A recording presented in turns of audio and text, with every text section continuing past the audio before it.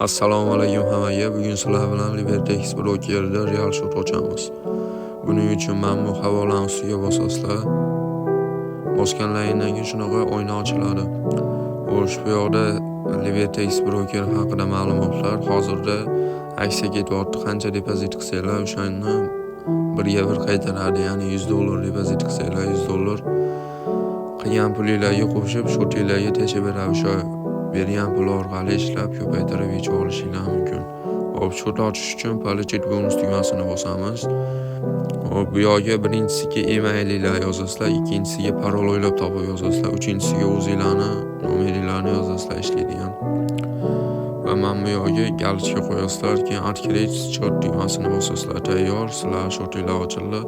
Keyingi qiladigan ishimiz App Store yoki Play Marketdan LibertyX prilojeniyasini tortib olamiz va men bu yoqqa yozgan emailimiz va parolimiz orqali yo'lda kirib olamiz. Xo'p, mana men LibertyX ilovasini yuklab oldim va ro'yxatdan o'tayotganimda yozgan emailim va parolim orqali kirib oldim. Sizlar ham shunaqa App Store yoki Play Market orqali LibertyX ilovasini yuklab olasizlar va ro'yxatdan o'tayotganingdagi yozgan email va parollaringni yozib kirishingiz mumkin. Qiladigan ishimiz, men bu pastda 3 ta nuqtacha bor, keyin tugmasini bosamiz va status degan joy bor tepada. Silver turibdi hozir. Ustiga bosamiz va shaxsiy ma'lumotlar degan joy bor. O'shani ustiga bosib pasportinglardagi ma'lumotlarni kiritishingiz kerak.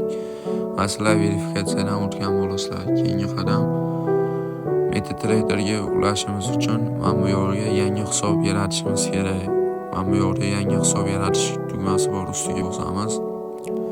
Xohlasanglar MetaTrader 4, xohlasanglar MetaTrader 5 ga shot ochishingiz mumkin. Menga MetaTrader 5 qulay, shuning uchun MetaTrader 5 ga ochamiz.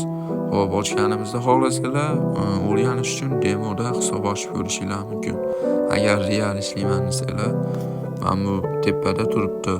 Real hisoblarni bu yerdan bozorini bosamiz va yaratish tugmasini bosamiz. Bo'ldi, tayyor.